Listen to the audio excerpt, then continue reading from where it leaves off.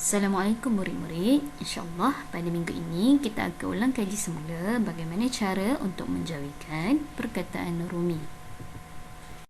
Okey, baik murid-murid.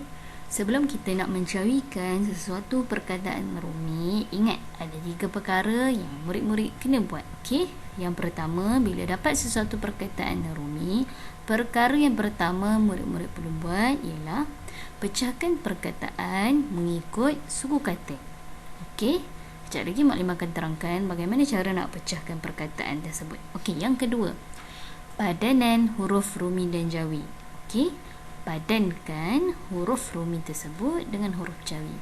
Dan yang ketiga, tengok kepada sifat huruf, sama ada huruf tersebut boleh sambungkan atau tak boleh sambung. Okey. Okey, cara nak pecahkan perkataan mengikut suku kata. Okey, tengok kat sini. Contoh yang Maklimah bagi adalah perkataan diminum. Okey, perkataan diminum, kalau kita tengok suku kata dia ada 3, iaitu di, mi dan juga nom. Okey, diminum ada 3 suku kata. Okey, contoh yang kedua, perkataan dilanggar. Perkataan dilanggar, dilanggar. Perkataan dilanggar pun ada 3 suku kata. Okey, pada pada situasi ni, pada masa murid nak pecahkan suku kata ni, murid boleh kenal pasti huruf apa yang perlu dibuang atau tak perlu kita buang. Okey. Untuk langkah yang kedua, padanan huruf rumi dan jawi. Murid-murid masih ingat macam mana nak padankan huruf rumi dan jawi? Kalau masih terlupa, boleh rujuk semula padanan huruf yang ada dalam kad dalil ni. Okey. Sekarang kita tengok kepada sifat huruf. Huruf bersambung dan tidak bersambung. Okey, ingat ya murid-murid, ada 3 kumpulan huruf. Okey, kumpulan yang pertama, huruf yang sebelum dia boleh sambung tapi selepas tak boleh sambung. Okey, huruf apa dalam kumpulan yang pertama? Iaitu huruf alif, va, waw, zai, ra, zal, dal dengan huruf tak marbutah, ataupun singkatan dia ialah avu, zarzat tambah dengan tak marbutah. Okey, untuk kumpulan yang kedua, okey, sebelum boleh sambung, selepas pun boleh sambung. Apa huruf-huruf yang ada dalam tu? Ialah huruf-huruf selain daripada huruf kumpulan 1 dan juga huruf kumpulan 3. Okey, huruf kumpulan 3, huruf yang tidak boleh disambung, sama ada sebelum atau selepas ni kita memang tak boleh sambung, iaitu huruf hamzah. Okey, jadi mudah untuk kita ingat. Okey, mudah untuk kita ingat. Itu kita hafal kumpulan yang pertama, huruf-huruf dalam kumpulan yang pertama dan juga huruf dalam kumpulan ketiga. Kalau kita hafal huruf kumpulan pertama dengan kumpulan ketiga ni, insya-Allah mudah untuk kita sambungkan huruf. Okey?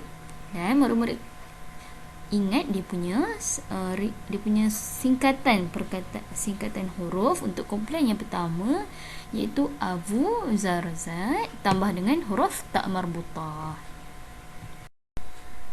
Baik, sekarang jom kita tengok contoh yang pertama.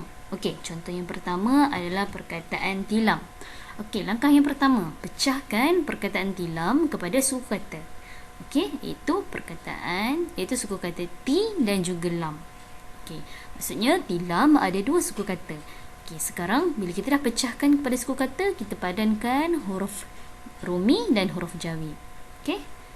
Huruf T dengan huruf Ta, huruf Alif dengan Ya, huruf L dengan huruf Lam, huruf M dengan huruf Mim. Okey, kalau murid-murid tengok kat sini, Maklimah pangkahkan pada huruf E perkataan Lam. Okey, kenapa Maklimah pangkahkan E kat situ?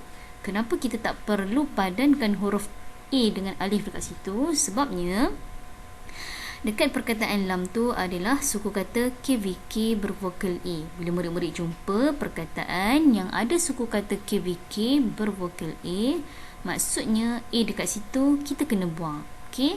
Jadi bila kita dah buang, sekarang kita nak tengok kepada Perkara yang ketiga, syarat yang ketiga iaitu sifat huruf. Sama ada huruf tersebut boleh bersambung. Suku kata T dan lam tu sama ada huruf ya dengan huruf lam boleh bersambung ataupun tidak. Okey. Huruf ya adalah huruf yang kedua. Okey, huruf dari kumpulan yang kedua. Jadi huruf ya boleh bersambung dengan huruf lam. Okey. Baik murid-murid, sekarang eja perkataan tilam adalah ta, ya, lam, mim. Tilam. Okey, sekarang kita tengok contoh yang kedua, perkataan van. Okey. Okey, perkara yang pertama kita kena buat, pecahkan perkataan kepada suku kata. Okey, kalau kita tengok perkataan van cuma ada satu sahaja suku kata. Jadi, tak perlu pecahkan. Van adalah van. Okey, yang kedua kita padankan huruf. Okey, huruf V bersamaan dengan huruf va. Huruf A, okay, kita tak perlu untuk padankan sebab dekat situ KVK bervokal E. Bila berlaku ni KVK bervokal E, alif kita kena buang. Okey. Dan yang ketiga huruf N. Huruf N bersamaan dengan huruf nun. Jadi sekarang kita nak buat langkah yang ketiga, iaitu kita nak sambungkan huruf, sama ada boleh bersambung atau tak boleh. Okay, kalau kita tengok huruf va adalah dari kumpulan satu. Okay, kumpulan satu bermaksud selepas dia kita tak boleh sambung, selepas va tak boleh sambung. Okay, jadi va dan dieja secara terpisah, tidak boleh bersambung. Jadi eja bagi perkataan van adalah va, nun, van. Okey, baik murid-murid, sekarang kita tengok contoh yang terakhir untuk pelajaran minggu ni, iaitu perkataan masak. Okey, perkataan masak sekarang kita pecahkan kepada suku kata, iaitu suku kata ma dan juga suku kata sa. Jadi perkataan masak ada dua suku kata, iaitu suku kata ma dan juga suku kata sa. Okey, sekarang perkara yang kedua kita kena buat adalah padankan huruf. Okey, macam biasa huruf M kita padankan dengan huruf mim. A padanan dia adalah huruf alif, S padanan dia adalah huruf sin, dan K kita padankan dengan huruf qaf.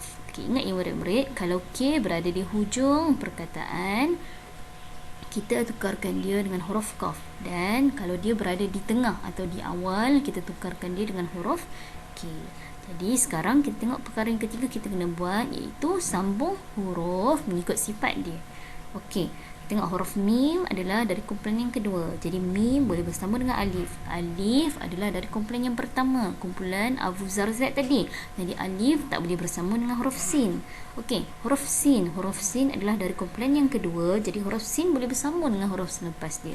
Dan huruf yang terakhir adalah huruf qaf. Huruf qaf juga adalah dari kumpulan yang kedua. Jadi huruf qaf boleh bersambung dengan huruf sin. Jadi ejaan bagi perkataan masak adalah mim, alif, sin, qaf, masak. Okey, Mukadimah berharap dengan penerangan ringkas yang Mukadimah dah terangkan sebelum tadi, Mukadimah harap murid dapat sedikit sebanyak gambaran macam mana kita nak menjawikan perkataan rumi. Baiklah, sampai sini dulu pembelajaran kita untuk minggu ini. InsyaAllah, semoga kita jumpa lagi dalam pembelajaran yang akan datang. Assalamualaikum.